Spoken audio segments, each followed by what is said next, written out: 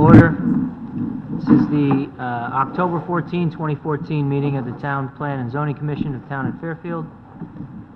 First item on our agenda is Bills and Communications, 960 North Benson Road. It's a request of Al Camerata for a 50% release of a $23,826 bond pertaining to subdivision improvements in an A zone. Mr. Chairman, this was a two-lot subdivision on the corner of North Benson and Dill. You do have a report from engineering in your packet recommending 50% release. Obviously, we'll still hold the remaining 50% until the remaining improvements are completed. Motion to approve by Commissioner Kennelly. Second by Commissioner Alessi. Okay, we have 50% remaining on account. Correct. Okay. Any questions? Do we have which? Which alternate is sitting? I believe, we say Jackie. Jackie. Okay. Commissioner Coleman, you're on. We ready to vote? Joe. All in favor signify by saying aye. Aye. Any opposed? Abstentions? The item passes unanimously. I realize that I just pulled the agenda from my packet. Is this the amended, revised, the one that was included in the packet? Yes. It is. Okay. Good. So we have the copy of the minutes from September 30, but it's not on the agenda. Right.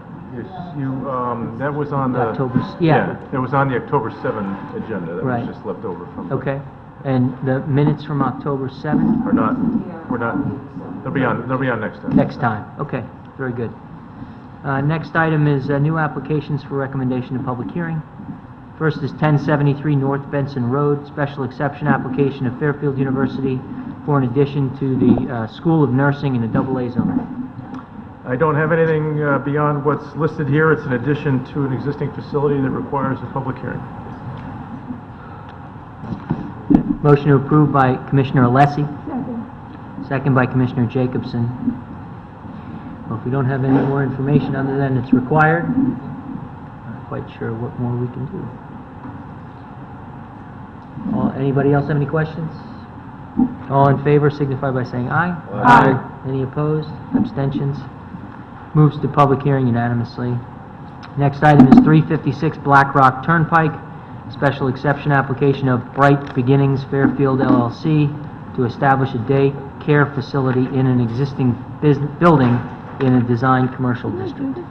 This building, for many years, housed Fairfield Lighting, the Exit 24 traffic circle. There's a group that's interested in doing some renovations to that building to convert it to a daycare facility, and that does also require a public hearing. Wasn't there also Bright Beginnings on Commerce Drive? That's New Horizons. Bright Horizons. Bright Horizons. Bright Or Horizons. New Horizons, or something Horizons. Right. Very good. They all snacked on.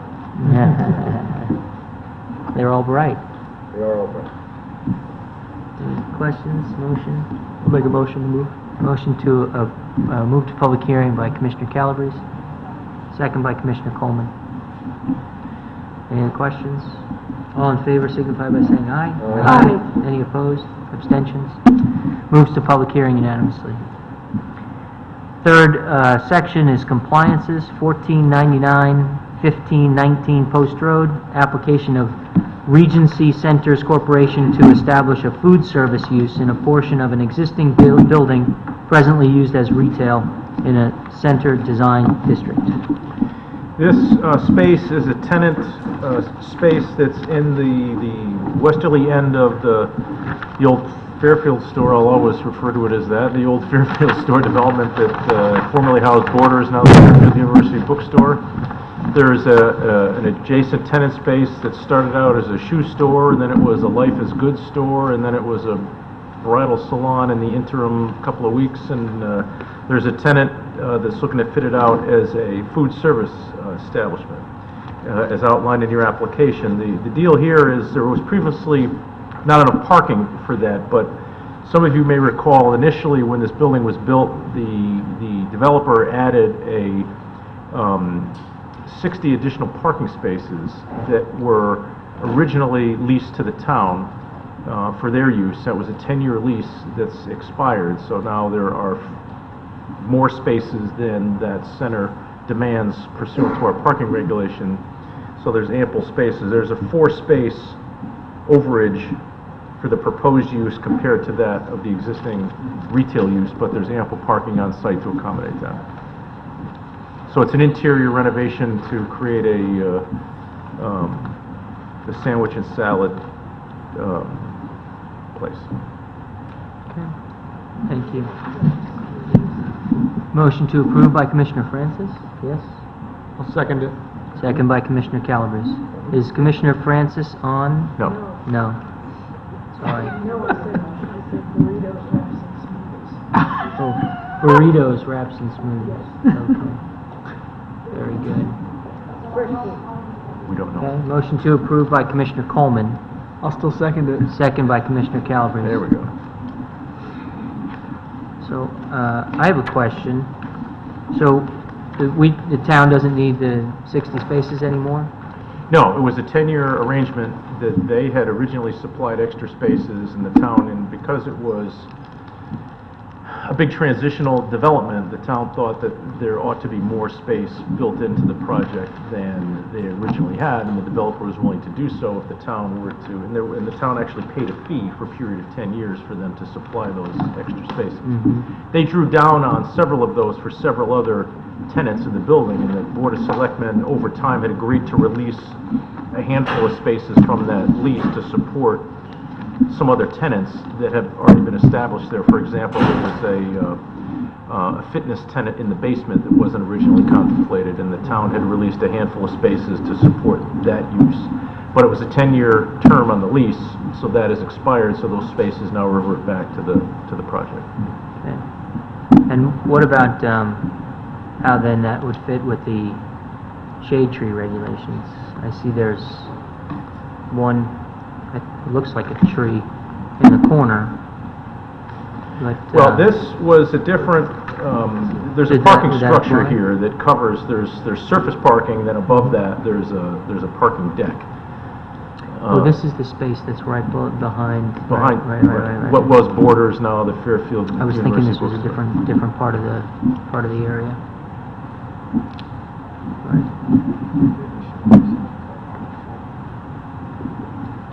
What's that?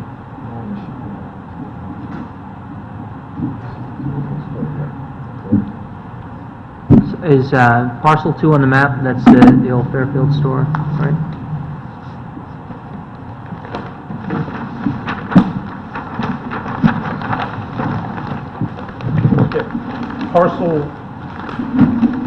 Parcel 1 was where the old Fairfield store was. All right. Now is where the corner tenant, the Victoria's Secret, there's a jewelry store and a couple of clothing stores with Merrill Lynch and other offices upstairs. Mm-hmm. And parcel 2, it's although it's one contiguous building, has the Fairfield View bookstore and then some upstairs office tenants.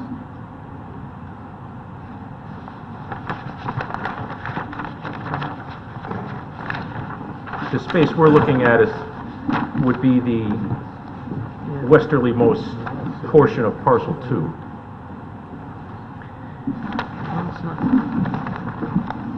That's near where Cafe Meadowland is, right? Not that far down, Not no. that far down, okay. It was a shoe store, then it was a little store. It's recessed. The storefront, you can see from the map that the storefront is recessed about 10 feet back from the rest of the frontage of the building. With Life is Good, I think, was there some sort of signage issue, what they wanted? Yeah, if you remember, the Life is Good store wanted us to let them have a little bit more obvious signage pushed away from their it's right in that kind of center section of it, so I do recall.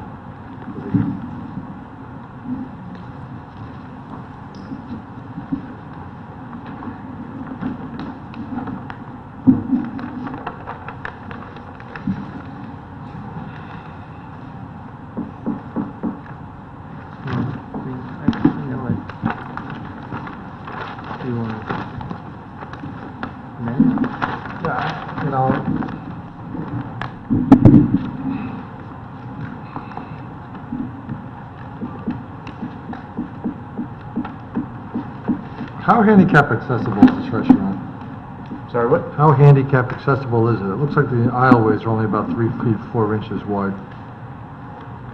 Well, you need 3 feet clear typically.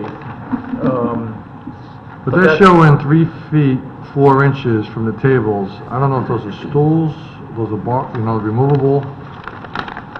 If you look at the site plan of the layout, they're measuring table to table. They're not figuring in the stools, which I don't know if they're stools or they're chairs. And if they're chairs or even stools, if there's people there, you're talking probably about an 18-inch clearance, if that. Yeah, I mean, that will have to be, that's subject to the review of the building official that governs the handicap code. They're showing this, as kind of an illustrative example of how they're defining the patron area.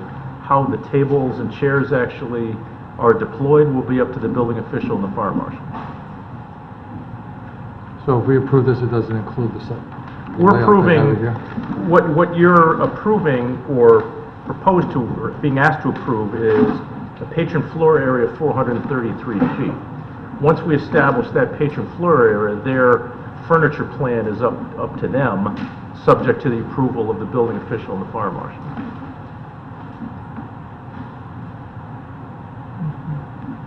And so the handicap accessibility requirements fall under the building code, so that would have to pass muster with the building official ultimately. So if this furniture plan that you're seeing doesn't meet that requirement, they'll have to literally rearrange the furniture to make that comply. They're asking you to approve the base area of 433 feet, not necessarily how they're going to lay out the tables and chairs.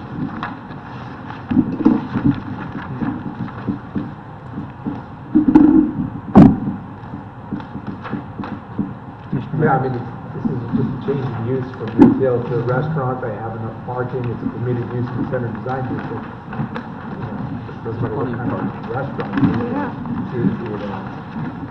It meets the requirements for the zone. If somebody has some objections with the layout or egress, I think we just should move it.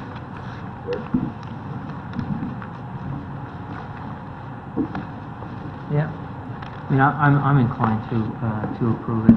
It is a permitted use. Indeed, yes.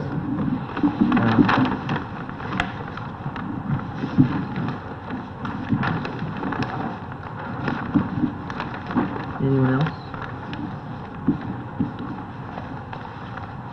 No? We're ready to vote? All right. Motion on the table is to approve. All in favor signify by saying aye. Aye. Any opposed? Abstentions? Item carries unanimously. The next item is our public hearing. Do we need a moment to reconfigure? All right. And Attorney Nuff has the honor of using our new podium. I'll try not to break it. Don't push too hard. Does the light work? No, it's not well. We're not plugged in. Okay, not too bad. First item on our agenda for public hearing is 3553, 3571 Post Road, and 886 Kings Highway West, application of Walgreen Eastern Co., Inc. to establish a design commercial district on land presently zoned Design Industrial District and Residence B, continued from 9/9 and 9/23. And we had previously consolidated this with 3541, 3551 Post Road, 886 Kings Highway West, special permit and coastal site plan application of Walgreen Eastern Co., Inc. pertaining to the construction of a new retail building, which is also continued from 9/9 and 9/23. Items 1 and 2. Attorney Nuff. Evening, Mr. Chairman. John Nuff on behalf of the applicant. Thank you again for allowing us to offer our rebuttal this evening as opposed to late at the last session. We have our various team members here. We don't expect them to speak because, we are only offering rebuttal to the comments that were offered by the public at the last meeting and as well as Attorney Joel Green. I do want to call your attention that there is one gentleman who's accompanied us at the previous two hearings and is with us this evening as well, and that's Rich Zaccone, who's the district manager for Walgreens. I know there were some comments last time from a neighbor of the existing Walgreens, expressing some concern about the manner in which, that property was maintained. Certainly, that is a multi-tenant property, but to the extent that there was concerns about deliveries or dumpster pickup, those have been rectified. Rich is here. He is happy to provide his name and contact information. We have offered certain conditions of approval regarding deliveries and dumpster pickup as a condition of approval. And if there was ever any issues with that, should the commission be so inclined to approve it, we would provide Rich's contact information and phone number to staff so that they can certainly reach out to him and rectify any of those situations. So I did want you to know that Rich is here, he has been here, and is committed to making this project work if approved. So a condition of approval might be something like the maintenance of a specific contact person, Exactly. to be updated as necessary. Exactly. For the purpose of, residential complaints or other issues that might arise. Exactly. Yes. Thank you, Mr. Chairman. I've also handed out a memo addressed to the Fairfield Town Plan and Zoning Commission from me dated today. Attorney Joel Green has been provided with a copy of this memo, and the purpose of this is to respond to each claim raised by each person of the public who spoke in opposition to our applications, with particular emphasis on those claims asserted by Attorney Green.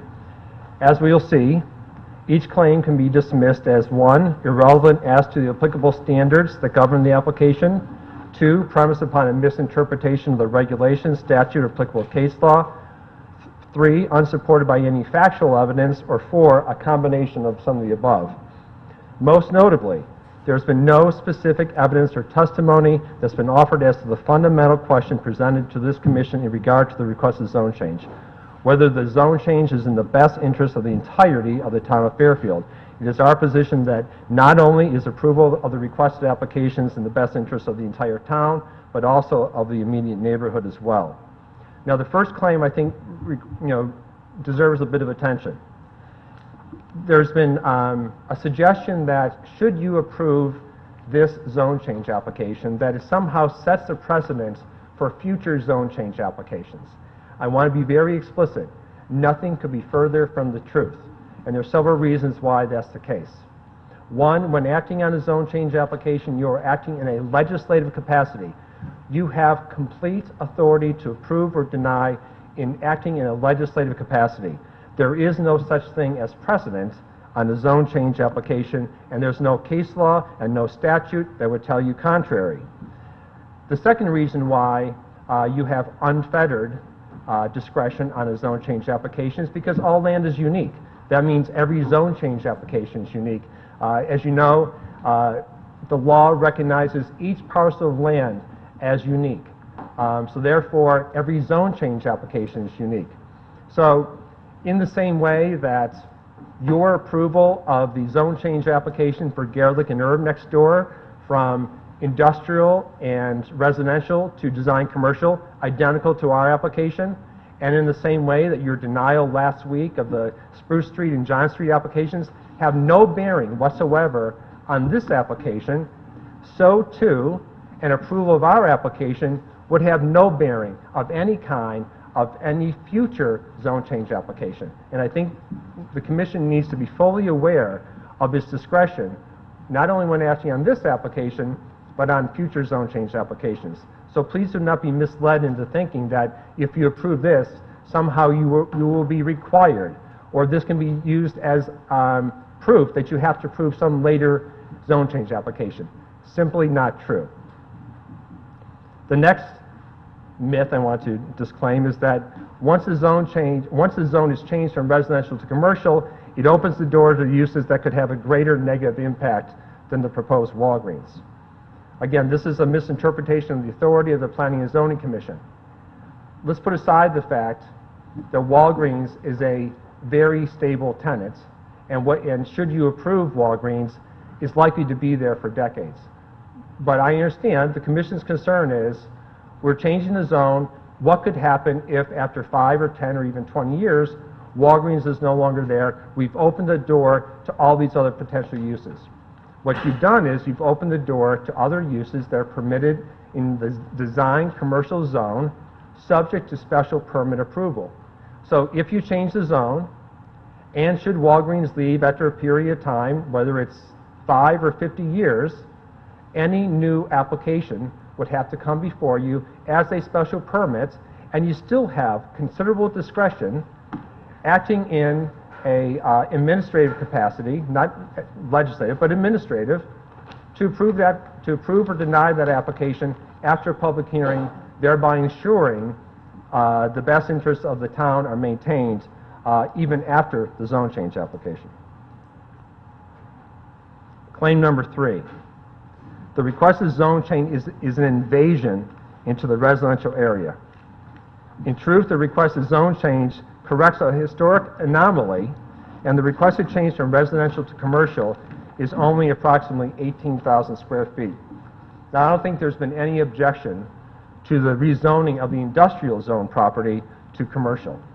That is the property that fronts directly on Post Road. That leaves approximately 4/10 of an acre, or about 18,000 square feet, to be rezoned from residential to design commercial. This residentially zoned property is approximately only 100 feet from Post Road, and neither of the two parcels that are within the residential zone are exclusively residential. The proposed rezoning of the small portion of land in close proximity to Route 1 is just a continuation of the reasonable adjustments of the zone map that began in 1930 and has continued throughout the town and on this block, most notably the Garlic and Herb site and the Darwood property. Kings Highway West is a natural and obvious demarcation for limiting the rezoning of the subject parcels from residential to commercial, because the distance from Post Road to Kings Highway is so short where, in regard to our subject parcels. The substantial landscape buffer along Kings Highway West ensures that the nearby residential zone is protected, and should be noted that there are only 4 residential properties directly across the street from us on Kings Highway West. Number 4, there's an allegation that somehow the notices may not have been mailed to all property owners within 500 feet of the properties that are subject to the zone change application.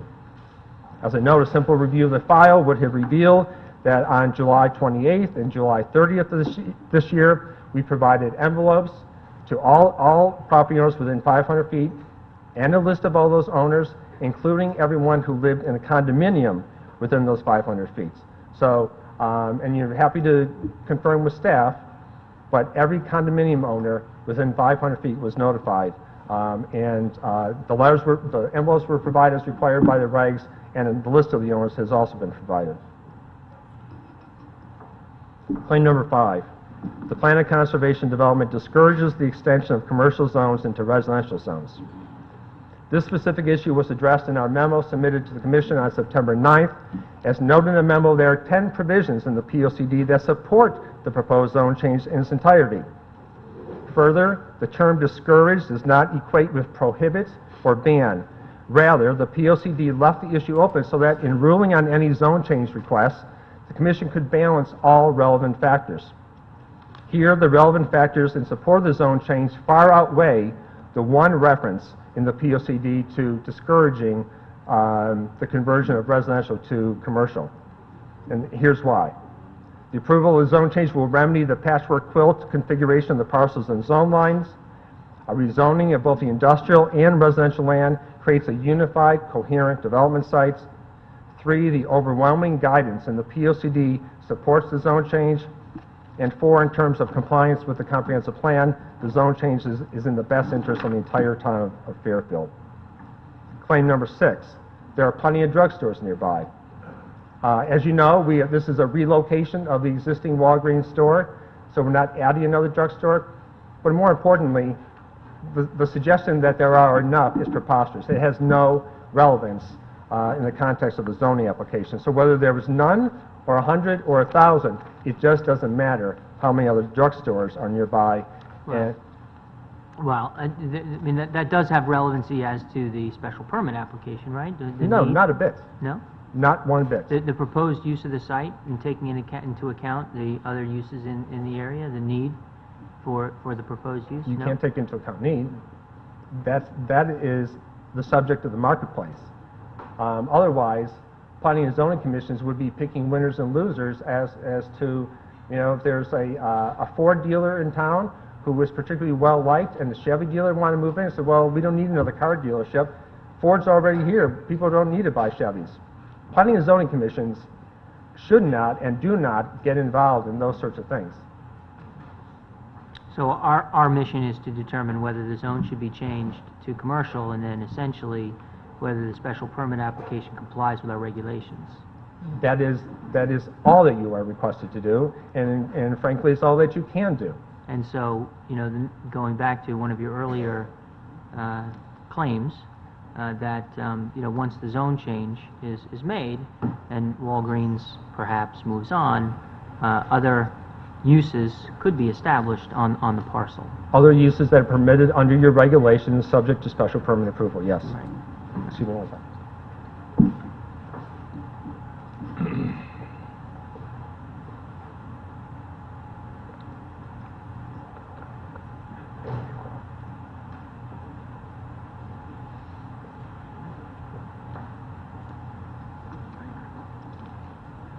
Claim number 7, the proposed site plan does not include a loading zone and the required drive aisle width around the building.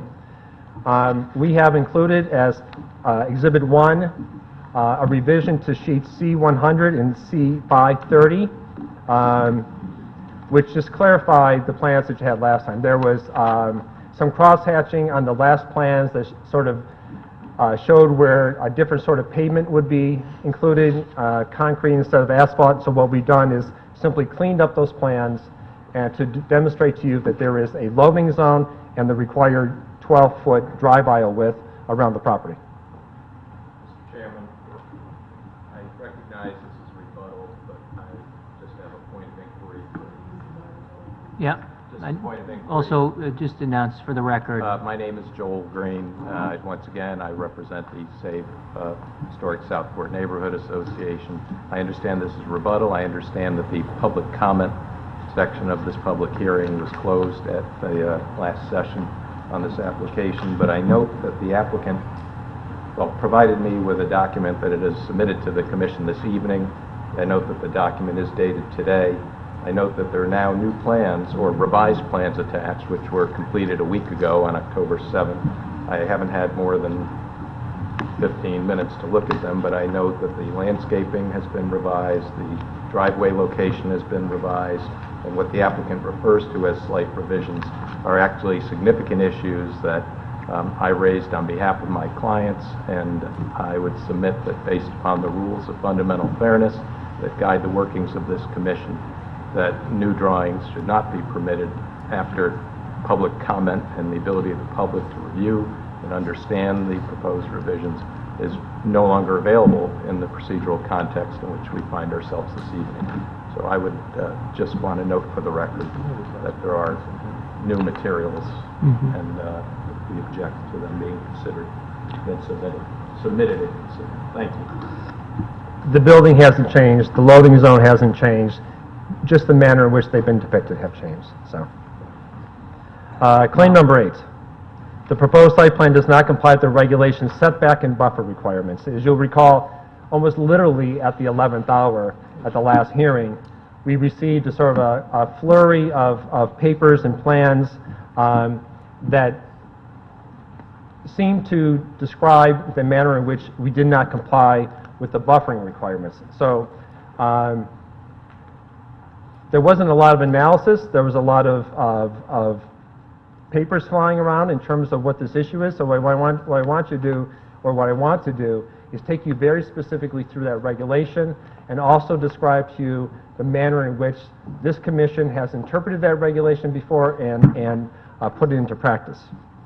The relevant section is 12.7.6.4, which requires a setback of 10 feet or the same as that of the adjacent residential district, whichever is greater.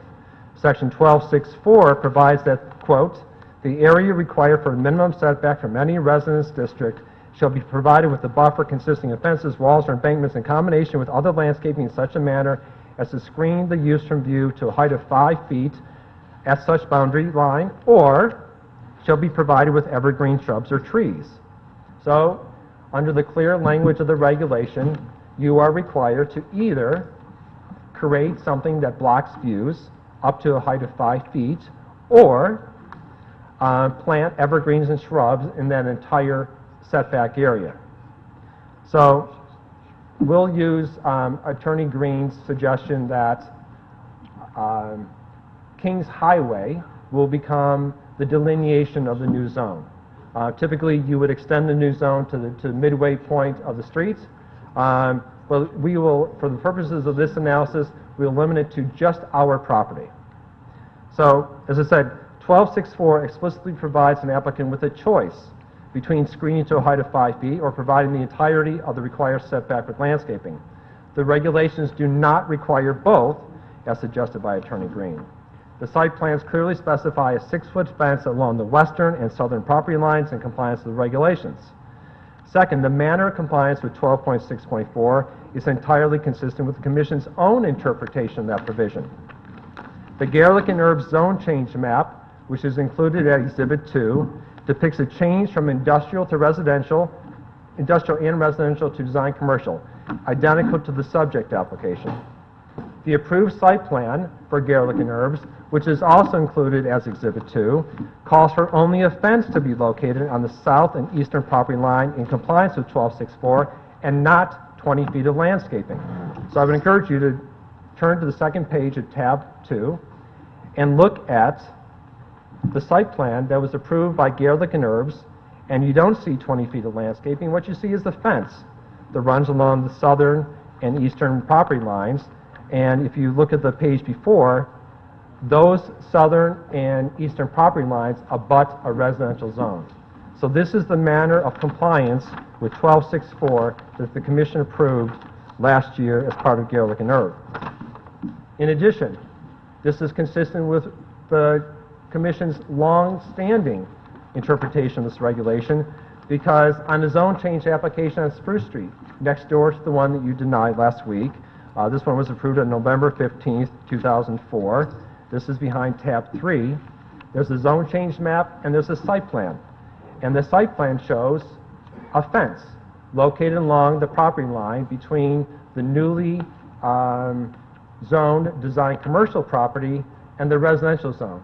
There isn't 20 feet of landscaping, there's a fence.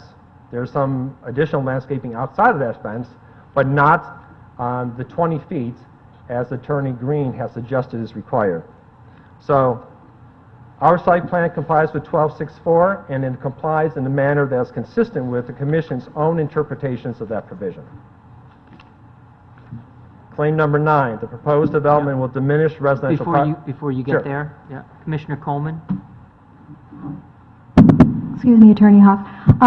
Your starting premise in this whole response was that the rezoning would only go to the property line and not halfway across. Right. Doesn't that leave a strip of half of Kings Highway West zoned as something other than any of the adjoining properties? And doesn't that sort of increase the fragmentation? Well, no, I mean, what I was trying to do is typically, whether, in engineering or in this case, in interpreting this regulation, I was trying to take the absolute most conservative perspective possible.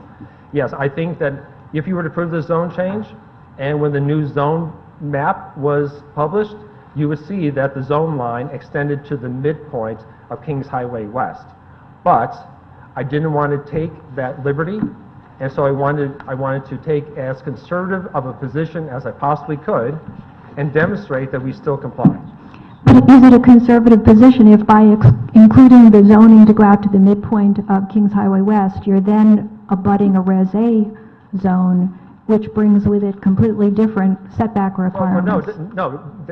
That's a good question, and I'm glad you asked it, because what the regulation says is you can do either one of these two things.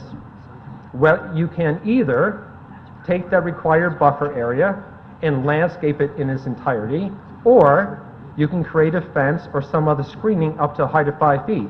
So frankly, it doesn't matter whether it's Residence A, Residence B, or any residential district that abuts our property. What the regulation says is that you have your choice. You can do it one way or the other, and what I demonstrated is this Commission, in the same way, on the Garlic site and on the Spruce Street site, you've approved it with merely putting up a fence because that complies with one of those two methodologies of providing the necessary buffer. Forgive me, because I'm doing this from memory, I didn't bring the pile of paper with me, but the setback requirements for Res A were substantial, they were like 30 feet as opposed to 20 feet, so I don't think the issue was, whether it's landscaped or fenced. I thought the issue was that the building didn't conform to the higher setback No. requirements. But the building does. I mean, all we're talking about is the screening. But the building absolutely complies with the setback. It's a building setback line. What Attorney Green was It suggesting... complies with a 30-foot setback from the middle of Kings Highway West? No, it complies with the setback from our property line. There's separate issues, but the building and then also the buffer. The building complies with the setback requirements, and we also comply with the buffering requirement of 1264 because of our fence.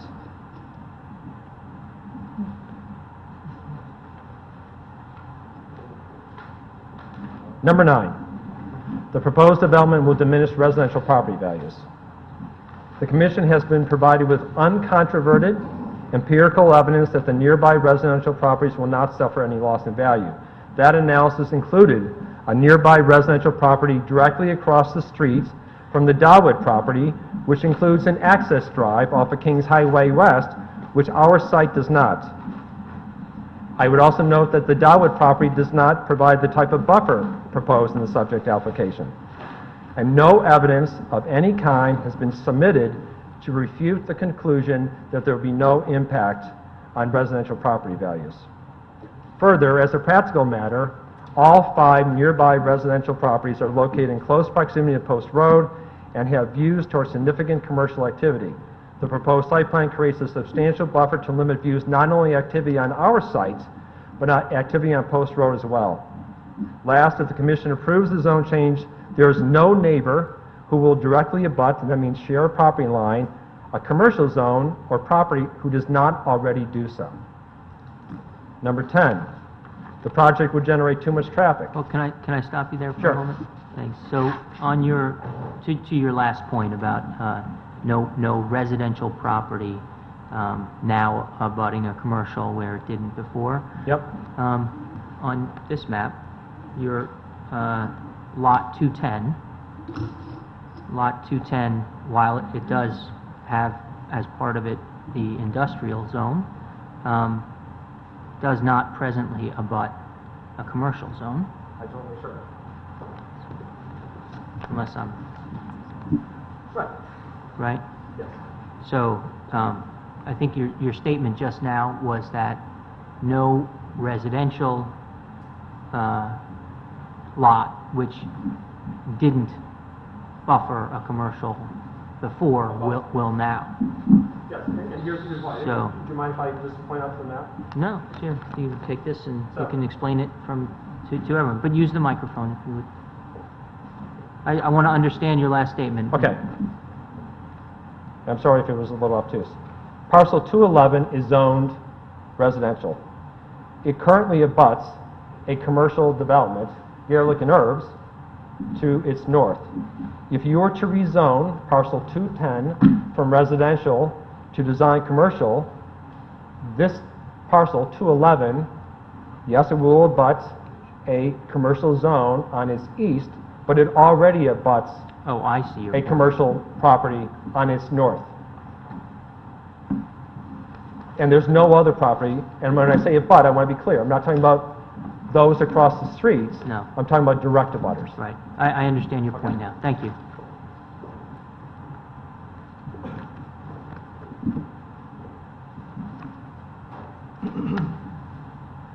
Number 10, traffic. Again, like residential property values, the uncontroverted evidence, based upon a very conservative traffic analysis, is that the nearby roadways can easily accommodate the proposed traffic. On a more common sense level, all Walgreens traffic that will be coming to this site is already on the road. They're just traveling 600 feet to the west. So, yes, under the rubric of traffic analysis, can we make that claim? Well, no, that's why we did, again, a very conservative analysis, which shows that there will be more than sufficient capacity on the area roadways. But as a practical matter, Right, I all mean- Walgreens customers currently exist. Right, but, I mean, to be fair, whatever, I mean, the vacant tenancy where the existing Walgreens is presumably will gain another retail tenant, which itself will have traffic. So, you know, while I think you can say those customers that would have gone to the Walgreens there are just going to come over here, you are adding you know, parking spaces and traffic to the road, which is why the traffic engineer did the study that he did. Right, exactly. But I want to be clear, there's been no study by a traffic engineer that refutes the study that we submitted that demonstrates that the area roadways are more than sufficient to accommodate any additional traffic related to this project. Claim number 11, the proposed store will impact neighbors. The application offers substantial protections to the neighborhood, including the five residential properties that abut or are located across the street from the subject parcels. We're adding the 12-foot evergreen trees, elimination of the driveway in Kings Highway West. We propose to limit deliveries and pickups in accordance with my memo. We will comply, of course, as we must, with the town noise ordinance. The proposed use has none of the issues that typically concern neighbors, such as odors, smoke, waste, vermin that might be attracted to foods. As set forth in the September 9 memo, the application proposes the same or better protections to the residential neighbors as the current zoning designation. And we had a little bit of discussion that first night in terms of height, curb cuts, and I would respectfully suggest that you revisit the memo that we submitted on September 9th to go through some of those other issues. So I think that, you know, we've refuted every claim, and, you know, it's respectfully suggested that the Commission consider the 10 directives in the POCD with which the application complies as a result of the following. We're proposing an attractive, modestly sized, 9,000 square foot building, modest in terms of height and overall size, that reflects Southport architecture and improves the character of the area. In addition to the landscape area, we're providing attractive landscaping along Post Road that will work together with the Gaelic and Herbs landscaping, as well as throughout the site, and the use of pervious pavers. We are proposing significant pedestrian and safety enhancements through the area, including a new bus shelter. In particular, Gaelic and Herbs will become an island for pedestrians. There will be simply no way for someone, if they want to walk to Gaelic and Herb, to get there, because there's currently no sidewalk, and there's also no crosswalk on Hulls Highway, which we would do as part of this project. And last, it creates economic development, and really is the first serious attempt to develop this property due to its significant limitations of small size and split zones. Finally, the standard to be applied by Commission for zone change is whether, whenever time, experience, and responsible planning for current or future conditions indicate the need for change, such change is in the best interest of the entire community.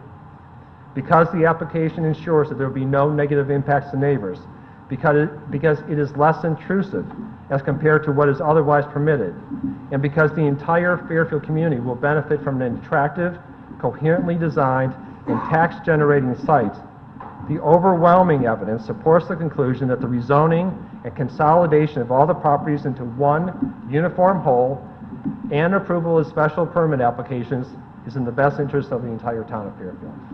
Happy to answer any questions? Thank you, Attorney Nutt. Commissioner Francis? One question. What is the smallest freestanding Walgreens? This one is 9096. What's the smallest one? I don't know. Perhaps Rich could tell me, but I will tell you that it is substantially smaller than they would like. The existing store is 13,000 square feet. Right. So they're making a significant reduction in size in order to be at this site.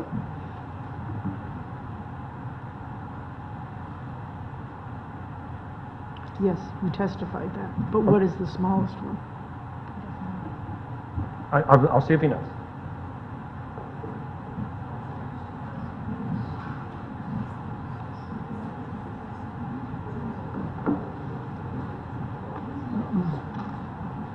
If they're located in a central business district, you know, such as Manhattan or Stanford, they can be as small as 6,000 or 7,000 square feet.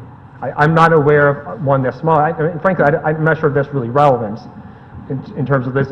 We have an application for a 9,000 square foot Walgreens. It is smaller than the existing 13,000 square foot Walgreens. As I think you probably know just from traveling around, most drugstores are somewhat larger than even a 13,000 square foot store, but our applications for this 9,000 square foot store. Thank you. Anyone else have any questions? I kind of asked mine as we went along here. No? All right. Thank you, Attorney Nuff. Thank you. I will close the hearing. Your objection, Attorney Green, is noted for the record. We'll take that into consideration in terms of whether it is a substantial change to the existing plan. I mean, cursorily, I will say it doesn't really strike me as a significant change, but we will certainly consider that in our deliberations. Thank you, Mr. Chairman. Thank you. I'll close the public hearing on this item. This is yours. This is mine. This is yours.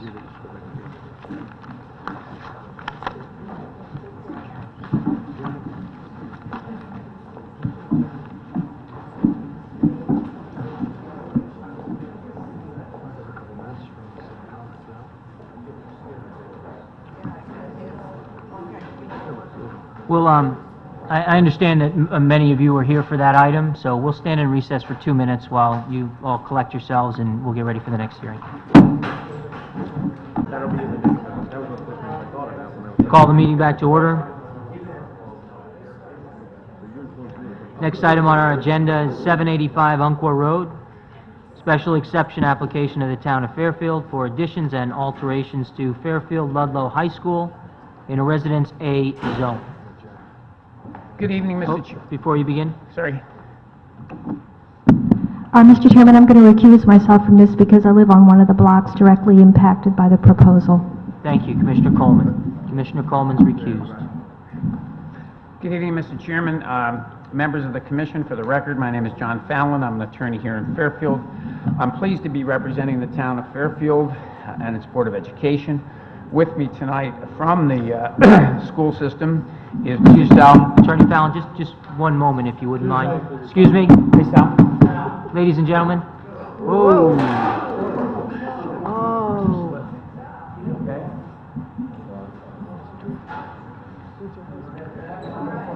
Sir, are you okay?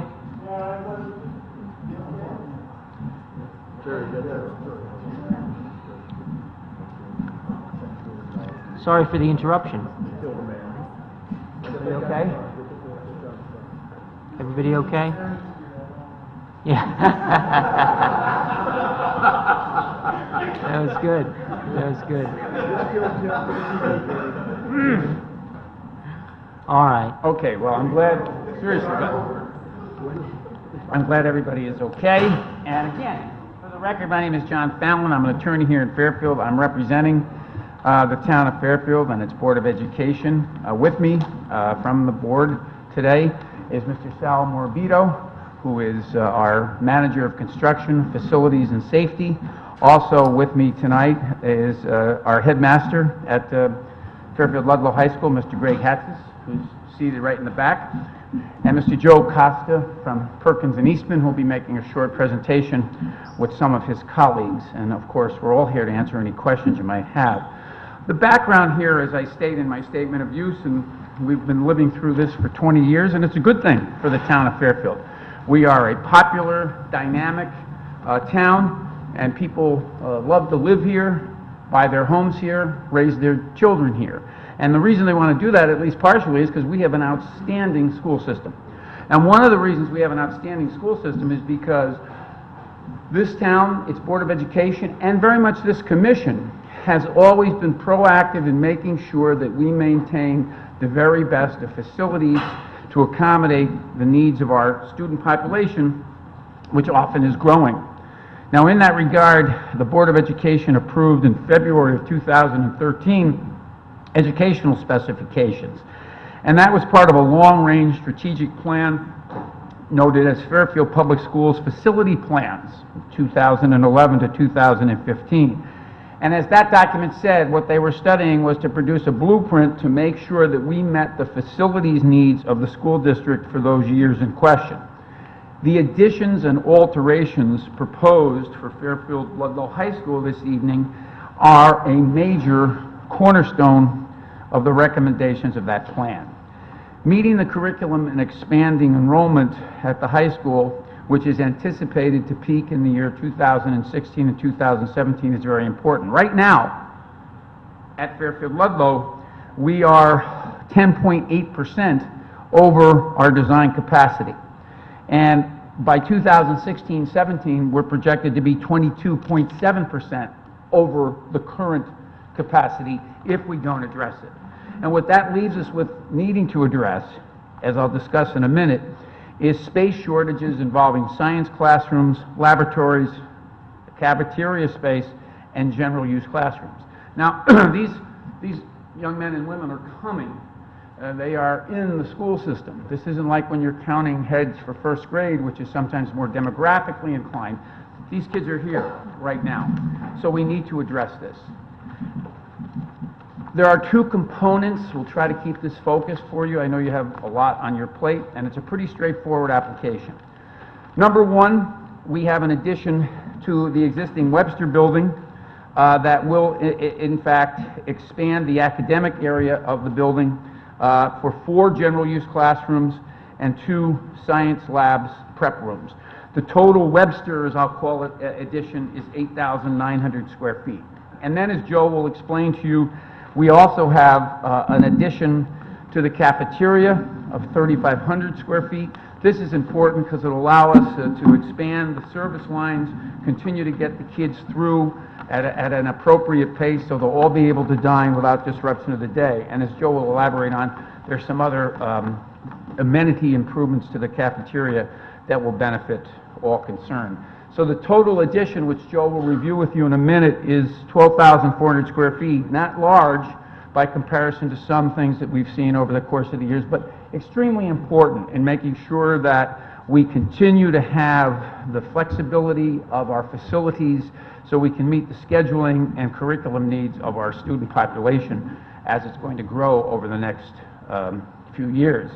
The only other technical points before I introduce Joe are, we did receive from the Zoning Board of Appeals in June of this year a unanimous approval of a variance of section 5.2.2 to allow the height of this addition to be consistent with the height of the existing building, 33.85 feet, and to allow 3 stories to the addition as currently exists in the Webster building.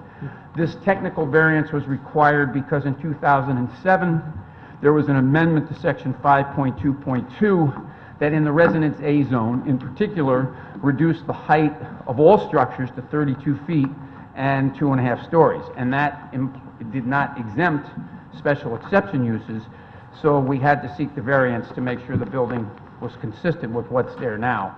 The Zoning Board of Appeals found unanimously that that request conform the building height to its current standards was appropriate and supported by proper findings of hardship based upon the change in the zone regulations. We also had a code review on July 1st, 2014, and we have obviously accounted for all of the considerations and requests and comments with regard to code. We asked Mr. Galanti to prepare a traffic evaluation with regard to the proposed use, and particularly the increase in students over that period stretching out to 2021. That was submitted to your record a while ago, and I left a copy of each of you, for each of you, on your place. We did ask that that traffic analysis be reviewed by the police department, and we met with Chief McNamara and Lieutenant Perez because we all are invested in making sure that the short periods of arrival and dismissal, which can be hectic, are well-managed from both a convenience and a safety standpoint, and you'll find a letter from the chief to Mr. Galante, endorsing that and indicating that they are comfortable with the assessment and the changes. Michael apologizes that he couldn't be here personally tonight, but he's having eye surgery, had it today, in fact, and so hopefully all went well with him. So at this point in time, I'd like to introduce Joe Costa of Perkins Eastman. He'll review with you our proposal for these two additions, and then we'll have a brief summary and be pleased to answer any questions you might have. Joe. Good evening, everybody. Thank you, John, for the introduction. Thanks for hearing us tonight. We're going to try to make a very brief presentation of this particular project. John has outlined basically the needs of the school and why there's a need for additional classrooms and science rooms. Specifically, it's primarily because the children are going to be here. The need for additional classrooms is purely a function of the number of children that will be in this building, whether we build this or not, and they need a place to learn. The science is related to that and also related to the demand for more science curriculum in high schools, both for career as well as college entrance requirements. And also, the cafeteria is really for scheduling flexibility and providing a comfortable place for a child to have a meal at a reasonable hour. The number of lunch waves will be reduced so that children have more time in their day for classes as well as having for lunch. With me tonight, I have just a tip of the iceberg of the design and technical team. I'd like to introduce those people right now. To my right is Mark McCarthy. He's an architect and a design principal with Perkins Eastman. I also have our landscape architect, Eris Soltis. He is a principal of his own firm. And Andy Belavacqua is a civil engineer from DTC. These are the men really responsible for the design and the technical documents, and I'm going to ask them to do a quick presentation of each of the boards, and then we can come back for a summary. Mark, you want to start? Yeah, thanks, Joe. So I'll just walk through a little bit of the specifics about the two You just identify, additions. I'm sorry, right over here. Just identify yourself. Oh, I'm Mark McCarthy with Perkins Eastman.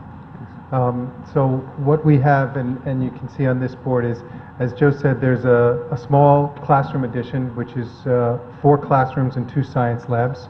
We'd actually looked at a number of locations within the campus to locate those, and ultimately had decided at the end of the Webster wing, both because of some of the reasons that Aris will talk about in terms of fitting into the campus, but also that happens to be where most of the science classrooms are in the school. So it made the most sense from an educational perspective of adding the labs and the classrooms there. The other addition is on the west side, or the back of the school, which is, as Joe said, is the expansion to the cafeteria. That will increase the seating by, I believe, 125 seats. As Joe said, there's a tremendous stress on the cafeteria and scheduling and students, and a lot of them wind up going to the library and a lot of other places during the day. So this will do a lot to help to relieve that, as well as the scheduling, which so hopefully students have a more reasonable time that they'll be having lunch. Just briefly about the materials, for the most part we're picking up from the brick and the window openings that are already in the existing building. They're small additions. We're not looking to make a huge statement, but really try to blend in to the school. The cafeteria does have a kind of what we had started to call the falcon wings on the building, but allows a lot of the natural light into the building, and as Joe said, makes a very nice accommodations for the lunchroom. Thank you, Mark. For the record, Aris Stalis, landscape architect with a firm in Bridgeport, Connecticut. This plan to my right represents the entire Ludlow campus. And it's nice to be back here after having worked on it back some 12 years ago. And then the dark areas represent the additions. And overall, it's very minor. Parking on the campus is at 734 spaces. We're actually reducing it by 4 spaces to accommodate improved accessible parking at the Webster wing. These are enlargements of the additions. The upper image is of the Webster wing. That basically entails pushing out the wing, and really Mark worked well to actually balance the architecture to bring it down at scale here to the east, which is a smaller building. We had to do a minor adjustment on the entry drive coming through this portion here and basically leveling it out, because for accessible parking we need 2%, and what it is today, those spaces were basically on a hill. So we've leveled that area out and then just tapered out the parking lot, replacing the stairway that was installed by the class of 2012. So we'll put that plaque back in place, and they could say, yeah, I put those stairs in. And some, unfortunately, we had to remove some trees, but we did submit plans to the tree warden, and once we have a contractor, that'll be approved. So that's the Webster wing. The large oak here remains in place. We have to do some utility work that Andy can touch upon.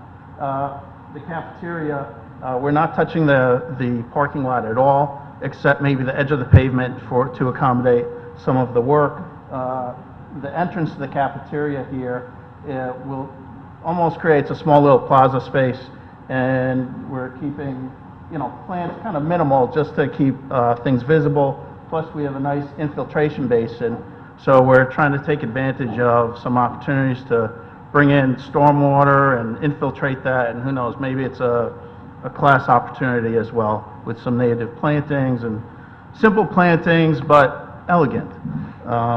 And again, we're not touching the drives at all, and some lighting improvements, two light poles being added at the Webster wing, fixtures to match the existing style on campus, but this time they're LED, as well as we're adding 3 new bollards to the cafeteria area. And that's a quick summary of the site work. Thank you. Yes, my name is Andy Bevilacqua. I'm a professional engineer with Diversified Technology Consultants. My role in the job essentially was stormwater management as well as utilities, site utilities.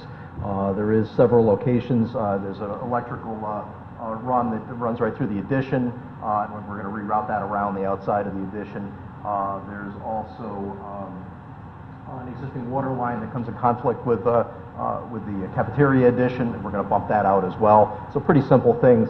As Eris touched upon, from a stormwater management perspective, we've got a couple of stormwater management basins that are going to go in, one here, and there's another one up here on the hill. And essentially the intent there was to take care of the first inch of runoff. We're basically grabbing the flow from the roofs of the buildings, which is essentially really your cleanest stormwater, not really doing an awful lot as far as the site is concerned, and the more potentially damaging stormwater runoff in the site.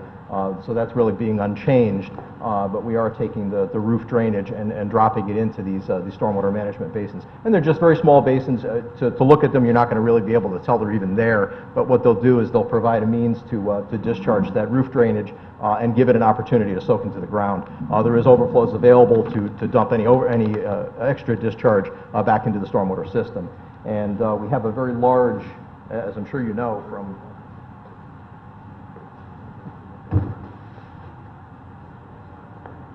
the original development, is a very large stormwater management basin that was constructed with some of the prior school work, and that more than handles any differential in terms of stormwater runoff. Worked very closely with the engineering department to work these details up so that we didn't go too crazy with spending a ton of money on this, but still providing some means to handle that runoff from the roofs.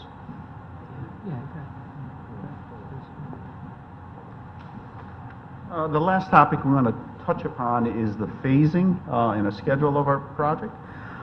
As we said at the very beginning, the children are coming, and so there's a desperate need to have the project started and constructed really by the end of the summer of 2015.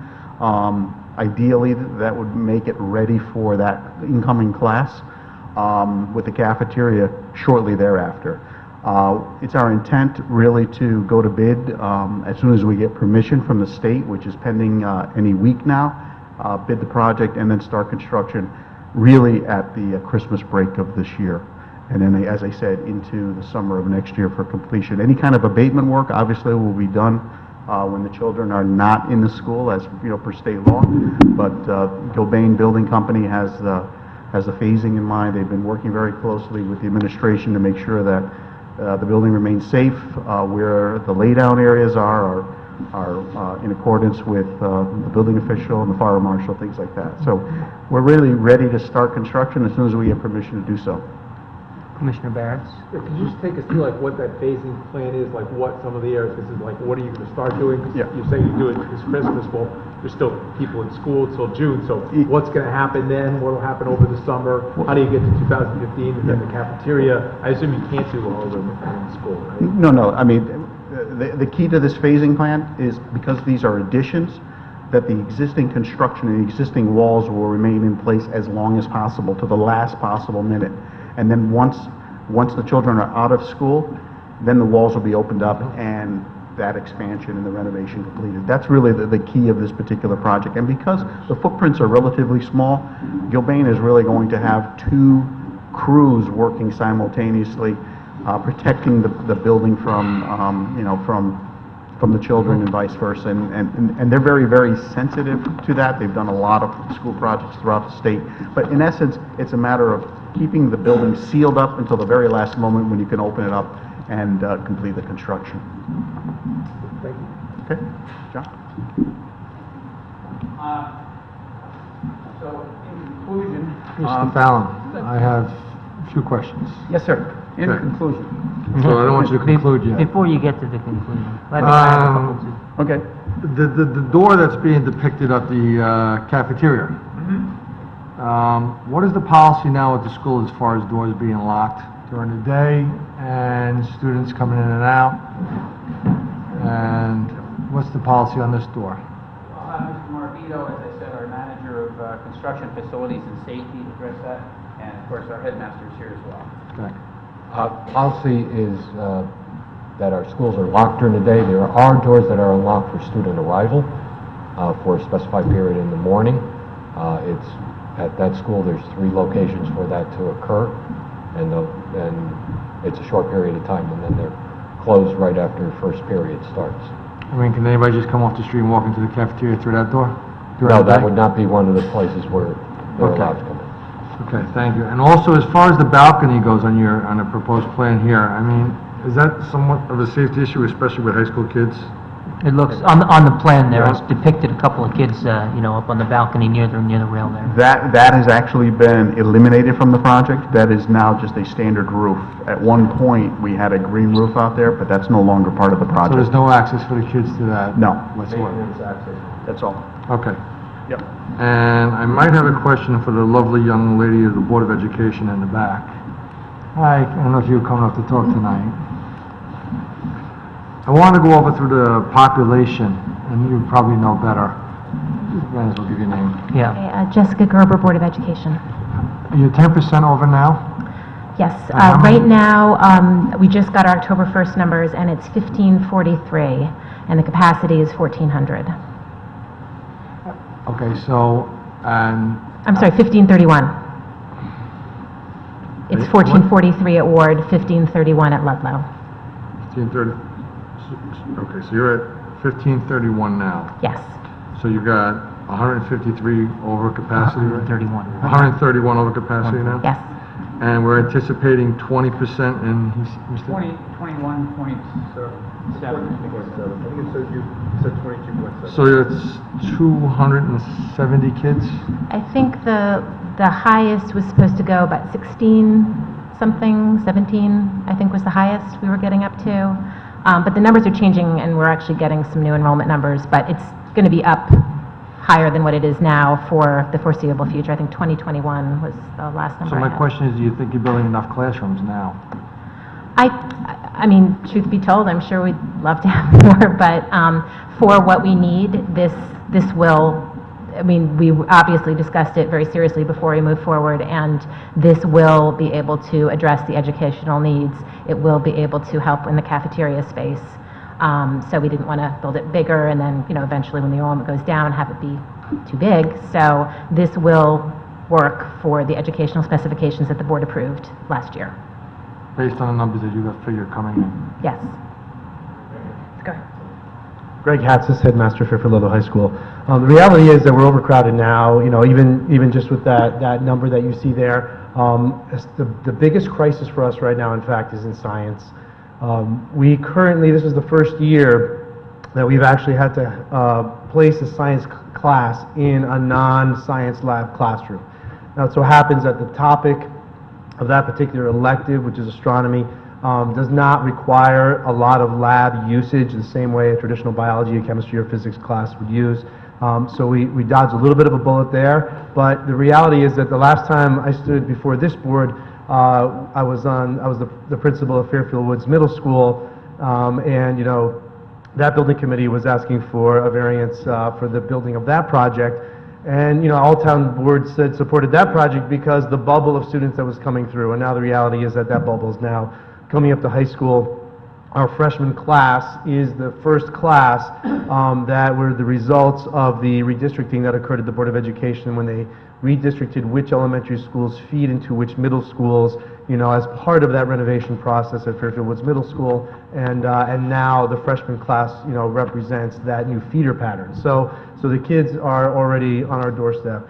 In terms of whether the classrooms are enough, as Ms. Gerber pointed out, we are in a situation where, gone are the days that a teacher can be found in one classroom. If a student's looking for a teacher for extra help, even if that teacher may have a free period, they can't be in that classroom because another class has come in there, so we have a lot of overlap going on, and, the teachers barely have a place for themselves to meet or discuss. They have one faculty area, they can't be in the classroom anymore, so even that, during this renovation process, we may lose because of some other egress situations that we have to create as the construction happens. So we're in really tight quarters now. So the 4 classrooms and the 2 extra science will make a huge impact on that. Will it be enough?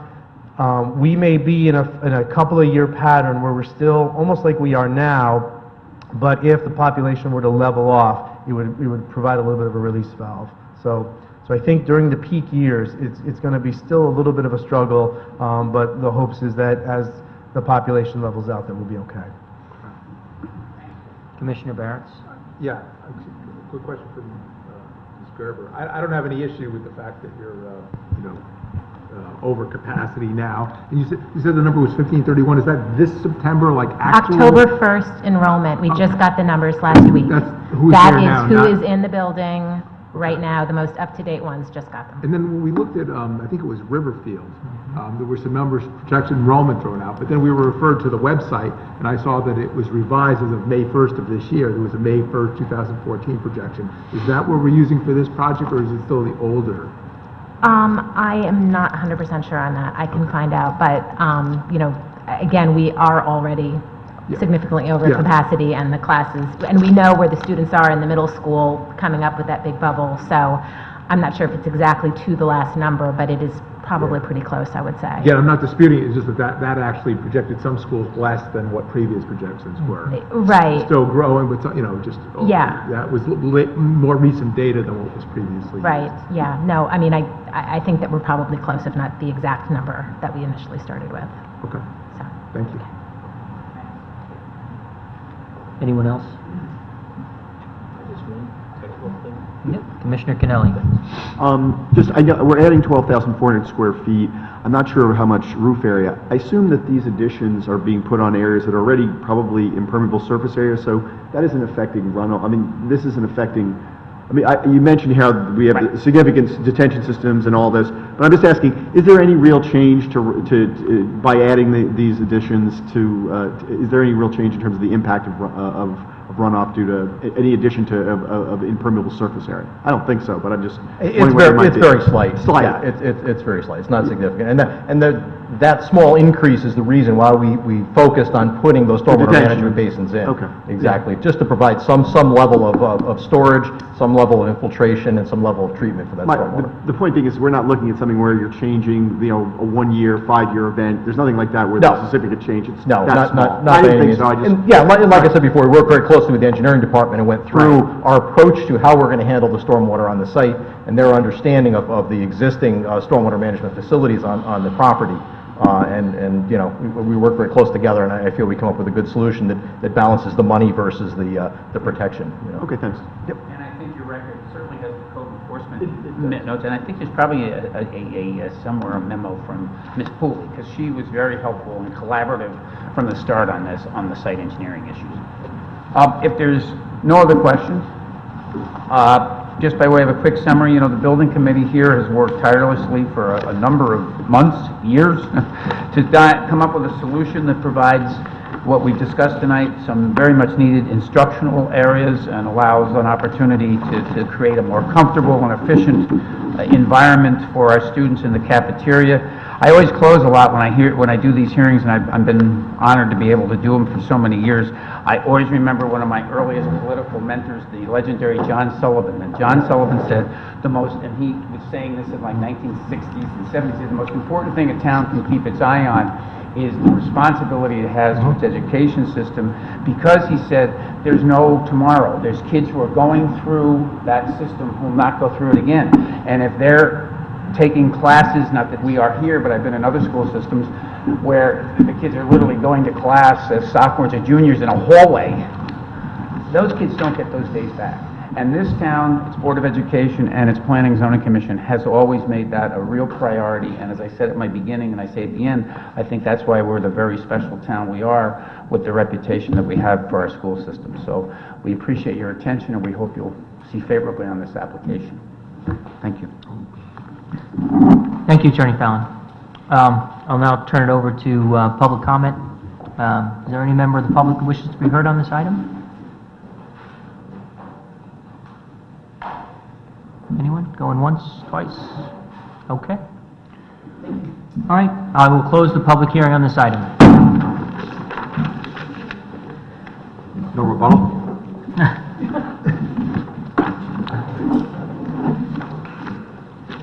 Next item on our agenda is item number 4, public hearing. Zoning regulation amendment, application of 85 Pond Mill LLC to amend section 21.2 of the zoning regulations to propose farm markets as a permitted use in the design industrial district.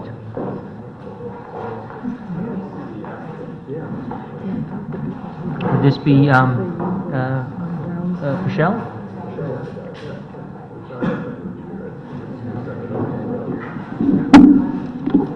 The farmer's market people aren't here. Okay, why don't we do a motion to table the item? I'll make a motion to table, Mr. Chairman. Motion to table item number 4 by Commissioner Kennelly. I'll second. Second by Commissioner Alessi. Any discussion, questions? All in favor of tabling this item signify by saying aye. Aye. Any opposed? Abstention? The item has been tabled unanimously. Next item on our agenda is 1150 Post Road, special permit application of Vicente Buren Architects on behalf of David Ives, proposing a garage addition to an existing building in the Center Design Business District. Good evening, my name is Paulo Vicente, architect with Vicente Buren Architects, representing David Ives for this application. He would like to build an addition to his existing facility on 1150 Post Road, which is going to consist of a 2-car garage basically on the back of an existing commercial building that back, which faces Metro North Railway. Most of the addition wouldn't actually see from the Post Road, with the exception of a little bit of the side building, which is actually set back from the main building, which contains a repair garage door, a single garage door. Very good. I looked at these before, but I didn't have any questions that jumped to mind. No.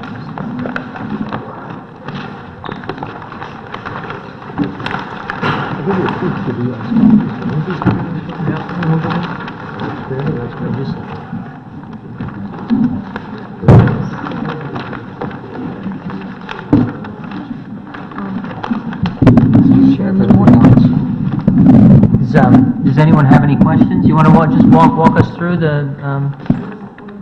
Sure. Is there a new cinder block wall, have I noticed lately? as I'm driving along the post road back there? We did renovations to the building last year. There's not okay. since that renovation, there's not a new cinder block wall. There is a wall in the back there, Yeah, which is just a about 5 guardrail. feet high. Yes, exactly, Yeah. which is a guardrail Okay. actually to that But back. that's not entrance. new, it's been there for a year? It's been there for a Okay. year, and that was part of Thanks. an addition to previous renovations. I think it's a very straightforward plan. It's basically a two-car, we went through a couple modifications of the plan to try to conform with, it's actually a zero-lot setback, but we didn't want to lose a tree that was actually on neighboring property there, so we pulled that structure back from the property, from the adjacent property line. The owner intends to put 2 cars in tandem there. He's going to use the parking for his own personal vehicles. And above the garage structure will be a roof deck that the employees can access for lunch breaks. Was was the building with the TV monitor in the front? Yeah, that's now since been removed, right? Yeah, in the front window of the building? No, there's no... No. This TVI. It's on the side, the green side. That's the one. Yeah. I think of the one behind. Yeah. For many years, it was Moss. the Huntington Company, Right. later the Scottish Right. Spray, and now, Okay. yeah. Sorry about that. I was misplacing my establishments. Staff have any comments? What's the, I mean, the garage is used, what are they gonna do with the garage? And kind of go through what the statement of use is? It's just The garage is for the use of the owner of the To company. park cars? To park his car, yes. That's it. That's it. When he comes to work. When he comes to work, and so he doesn't have to shovel snow off of it. And how many cars fit in the garage? It can accommodate 2 cars. So it's a 2-car garage with a deck on top, for the Correct. employees to walk out in the back and look at the Metro North while they eat their lunch. Exactly. Okay. I don't have any questions. no Does anybody questions. else have any questions? No? All right, thank you. Does a member of the public wish to be heard on this item? Wow. Cleared out. All right. And so, no public comment, and therefore no rebuttal. I'll close the public hearing on this item. Next item on our agenda, 1591, 1593 Post Road, special permit application of the French Family Realty Trust LLC pertaining to the construction of a second-story addition in a center design district. For the record, my name is John Fallon. I'm the attorney representing the French Family Trust, LLC. With me tonight is Harry French, who, along with his son Greg, operates, and I'll elaborate in a minute, Henry C. Reed and Son Jewelers. Also with me tonight is Mr. Peter Cummings, our architect on the project.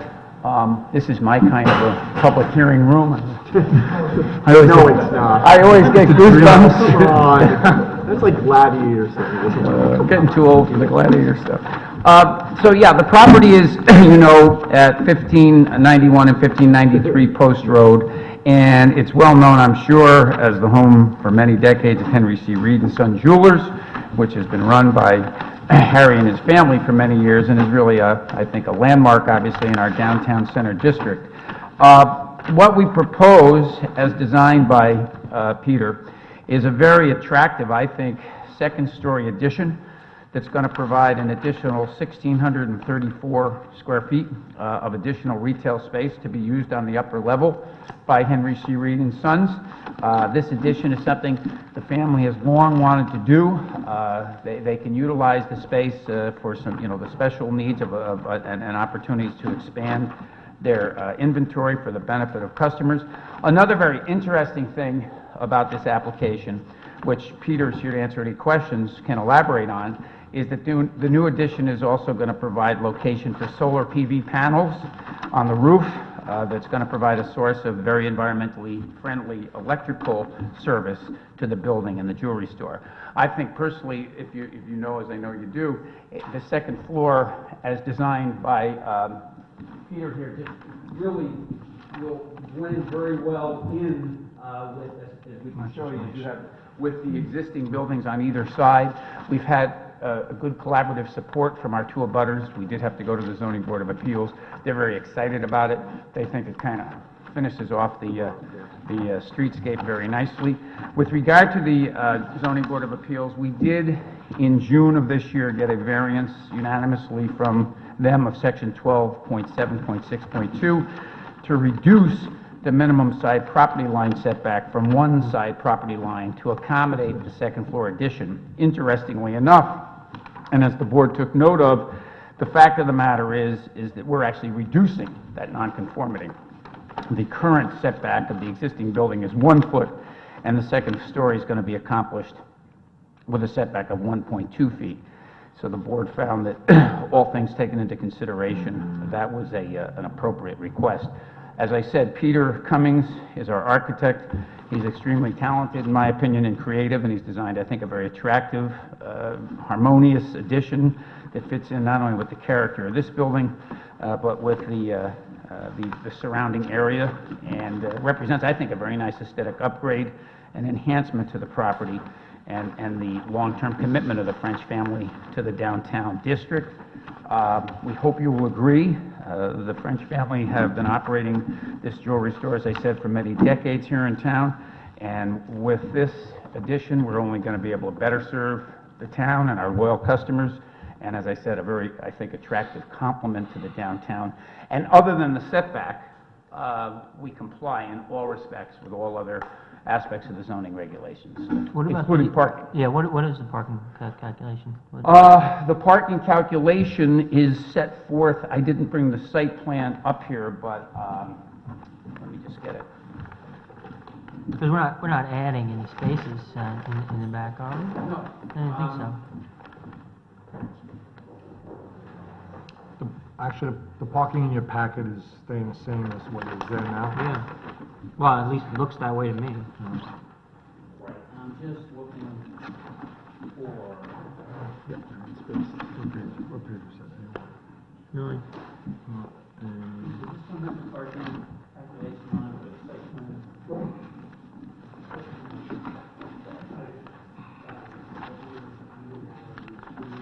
Yeah, A9. Let me just get mine.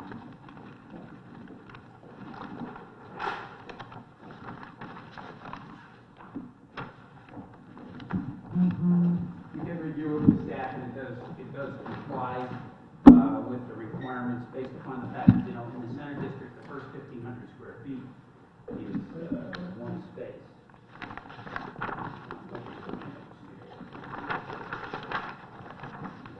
Oh.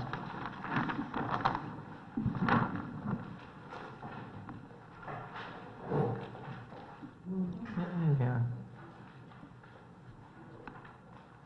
Doesn't have the It calculation. doesn't have the Just shows the calculation. 9 spaces. Yeah. All right.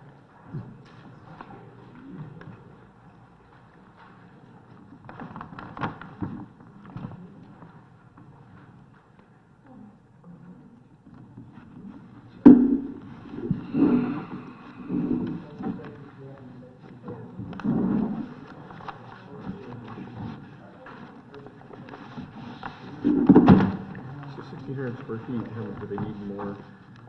Give it, give it. So what it is, Mr. Chairman, is if you take the total square footage as set forth in the building, we have 9 spaces, I believe, shown on our site plan. The first 1,500 square feet is in the center district, 1 space, and then the balance, you need 1 space for every 250 square feet. So when you do the math in a composite, we have more than adequate spaces on site. That was my question. Right.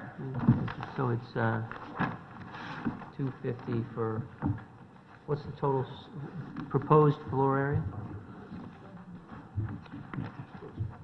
The total proposed floor area is...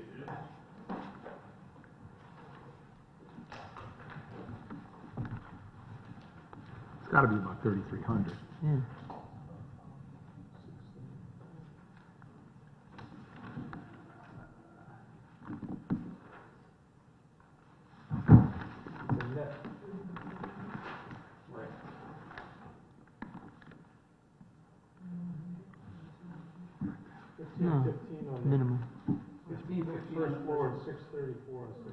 Isn't it 1634?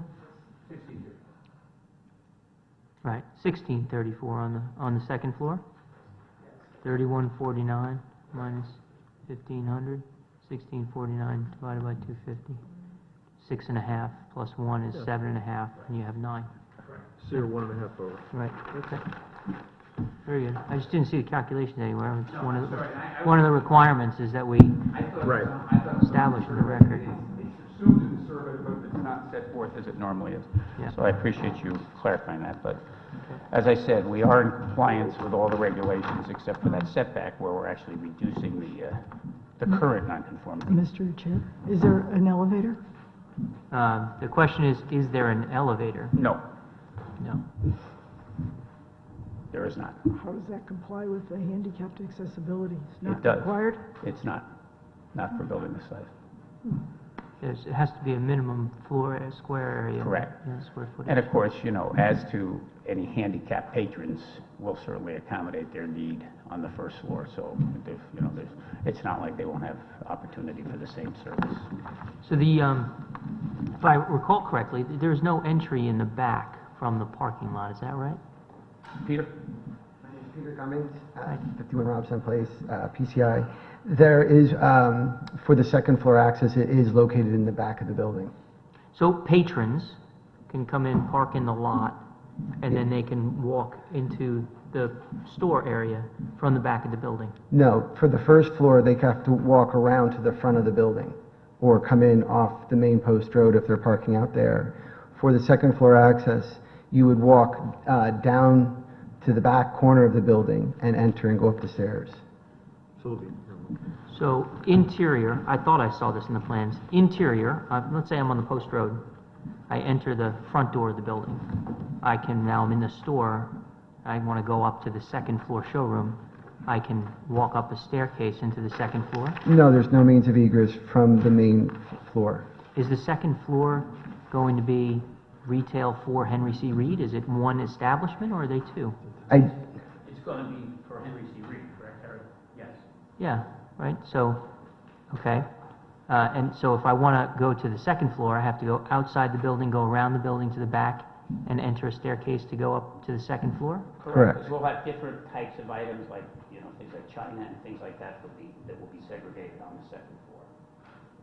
So what's the pedestrian flow then within the driveway for people who are now going to be walking around the building? Same as it is now. If people choose to park back there.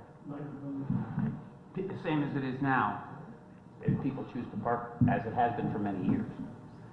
I don't understand why you can't go from the first floor to the second floor.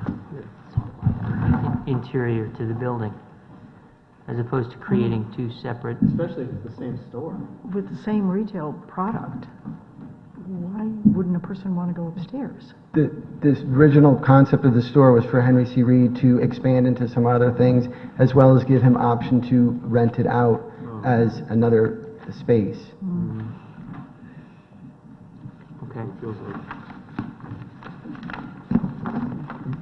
I just want to make sure I understand the flow even for the employees, so just take the handicap. Somebody comes in and they want to look at some jewelry and some china. They've got to go into the first floor, walk in, and some of the goods they want to see is on the second floor, so they have to walk outside, walk around the building and up to the second floor. Is that the The flow? building, currently, the ingress and egress to the first floor area will be unchanged. For decades, that parking lot has existed in the rear, and if patrons or employees choose to use it, they'll ingress the first floor of the building in exactly the same way, okay? The design of the second floor, so as not to disrupt the existing layout of the first floor, was designed so that the second floor will have access via a second floor entryway, okay? That doesn't violate your zoning regulations. It might not be something that if you were a retailer you would want to do, but it doesn't violate your zoning regulations. And Mr. French believes that in terms of what he's trying to do and accommodate, with regard to his customers, it will work. And I think that's a judgment he can make. But as far as the commission's considerations, there's no change in the ingress and egress to the first floor area. That's been going on, that parking lot's been there, Yeah. it's unchanged. No, I understand. And the question arises, that we're now adding, well, let's just call it doubling the size of the location, which presumably would come with it additional But cars it and meets traffic. your parking requirement. It In other does, words. it does, And that's, I I understand. think that's the zoning question. I think what you ladies and gentlemen are focused on is, well, if I owned the jewelry store, would I want to No, have no. a second floor No, that no, might not be no. accessible from the first Actually, floor? our question seems to be, it's more designed for a tenant. Right. Rather Yeah. than Exactly. an extension of Yeah. the The store present- Yeah. that is presently there, so are we gonna be seeing a tenant coming into this place? Right. Mr. French, And if that's the case, then that's the way the application should be framed. Right, it is you know. not. And if it was, if that was our intent, that's what we would have said. I mean, it wouldn't have changed the, but Mr. French is I just try to understand the pedestrian flow. Yeah, that was my question, is even the internal flow, like you have Yeah. an employee, it's one store. If they want to show something up, they have to walk out and walk around the building. I'm not saying that you're changing anything on the first floor, it just seems. There's going to be a lot more foot traffic. It's Yeah. going to be a lot more foot traffic on what is now a driveway between the building Yeah. without a pedestrian walkway. Yeah. Okay? My question is not whether I would like to run a jewelry store this way. It has to do with pedestrian flow, adding square footage to the location, which will probably lead to increased use of the parking spaces in the rear. I recognize they've always been there, but, and the need for example, employees to be walking around the building more frequently and utilizing that. That's where it's coming from. It's not about whether I would want to do it one way or the other. If it is, an addition to the existing retail space, fine, then that's what the application says. If it's intended to be a new tenancy and a separate store, then, just, that's what we're It asking. is not, and Mr. French is here, and, I can tell you that since day one, it's been designed as additional retail space for Henry C. Reed Jewelers. And as such, we feel it will work for our needs in terms of specialty retail items, that maybe not your average person browsing for jewelry, but somebody looking for, wedding china or whatever it may be. We think it'll work in terms of a very specialty retail area for, people who are looking for specialty retail items. It's something we've always wanted to establish, and we think it works. Obviously, if we were looking just to create additional retail space for an unknown tenant, you're right, we would just say that, but that's not our intention. Well, it's interesting, and I appreciate that. Commissioner Alessi is just pointing out something he found on A7, which says, a new sign location for first and second floor tenants. Okay. Which would indicate that it It would is, be for a that, different our tenant. intention at this time and has always been that it would be utilized by Henry C. Reed. Okay, so just help me with this then. On A1, so the rear of the building, it looks like, that's the existing first floor area. Trying to just figure out how this person gets up to the second floor internally. I mean, it looked like they were walking through workspace. Proposed second floor. So, the stairwell comes up through the center of the building, and the stairs then go out into the showroom on the second floor? The question is how one would access the second floor. Yeah. A3. A3 is the proposed plan. There's an overhang on the back corner of the building. The gray steel door? I apologize, I'm looking at my hard board. Here, I think he's looking at a different. Yeah. We have a different A3.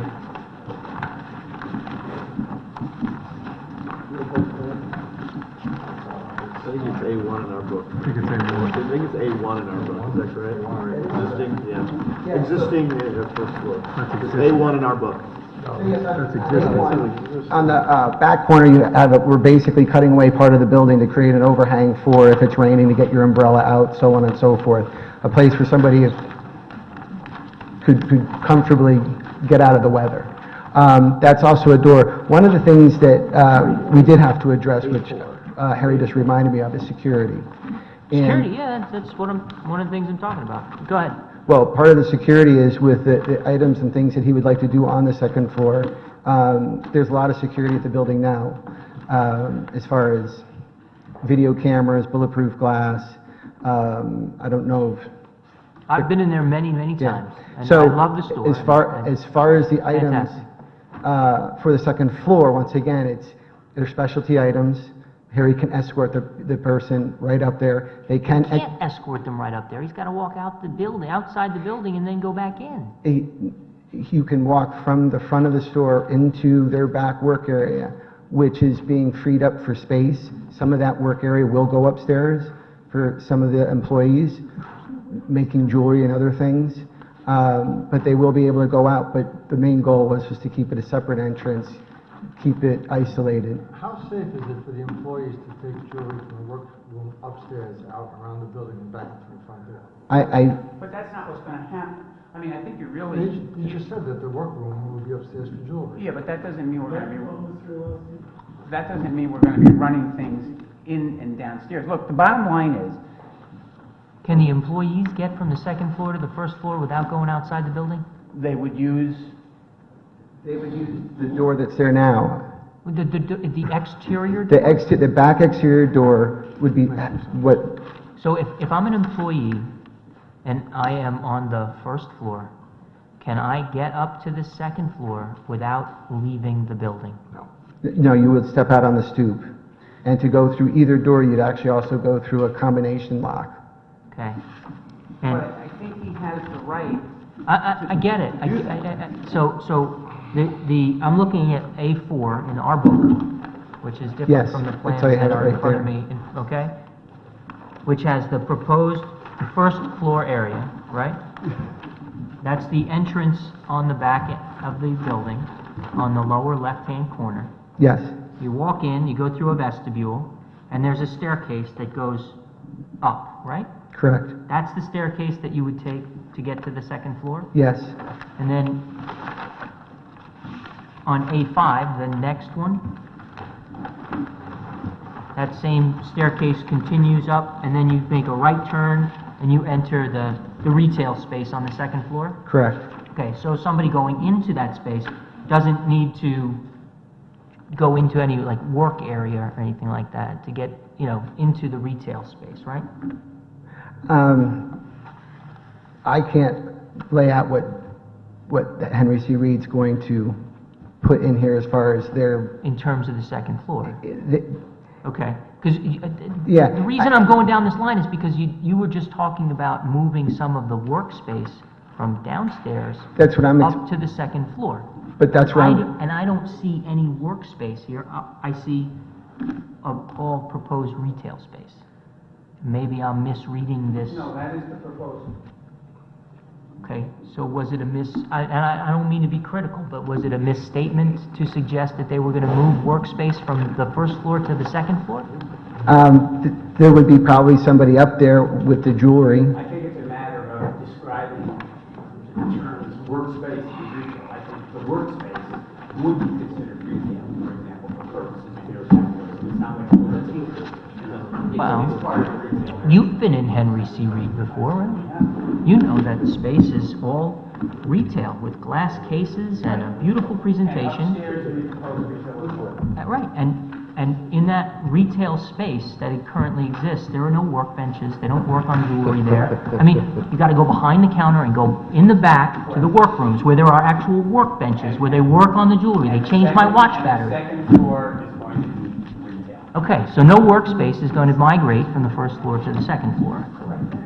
Okay. Accounting for the entire second space for retail purposes.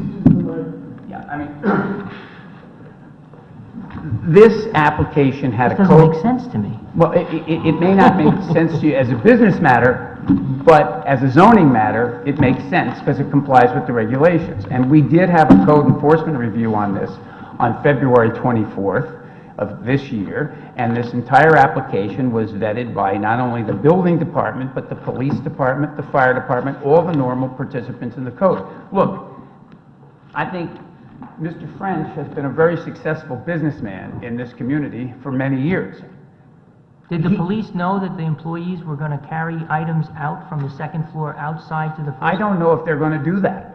I haven't heard that. Mr. Chairman, if I could ask a question, then could you clarify what you said earlier about in potential customers who wanted to look at the inventory that's going to be offered solely on the second floor, the dishes and silverware, bridal registry Right. stuff, could be accommodated on the first floor by bringing stuff down to them? They could, if we had a person... But then you would be moving, I mean, realistically... In those isolated situations, that's correct. But that is, somebody might have to bring something down if there was a customer who was not able, a recently released patient who was not able, so yes, technically that's true, but that will not be the common pattern of the business. And Can I get out as a patron? Can I go from the first floor to the second floor? Do I have to go out the front door and go all the way around? no, you could also go out that rear door, right? That's You can go out the rear door. If you're working with someone, as, Greg or Harry, you could be escorted through their workspace up into... Escorted through the workspace. I'm just curious. See, I think If I'm browsing around on the first floor and I want to go up to the second floor, I go out the front, go around the back, and go up to the second floor. And I think where we're getting a little way with ourselves here is there are probably retail businesses for which this would be considered very strange. But in the jewelry business, where especially there's the opportunities for special showings and security-related issues, to the Frenches who have been very, very successful, it's not something that isn't desirable or that won't work for their customers. Question. So just one other way to look at this, Mr. Fallon, too, might be this. If I own a jewelry store on the first floor, and I am going to build a second floor, which I anticipate using for my business, but somewhere down the line, if business isn't as good, and maybe I think that it's more appropriately used as a different business in there, I'm going to rent that space, a different retail space. I might not want an internal stairway because then I have a jewelry store downstairs, and if I have a dance studio or something upstairs, or I don't know, whatever, the biggest retail would have to be up there, so I don't know, whatever it is, muffin selling, or whatever it is.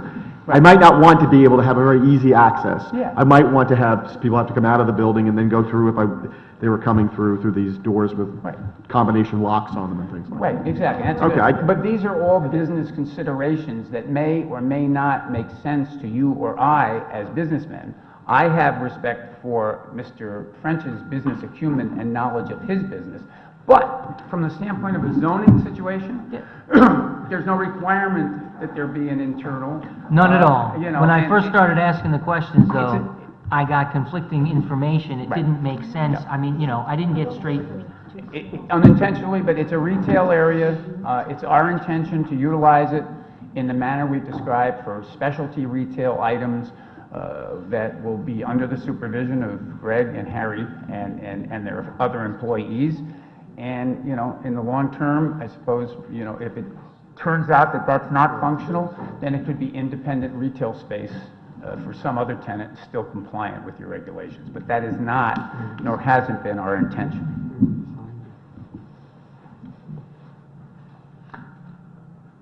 Okay.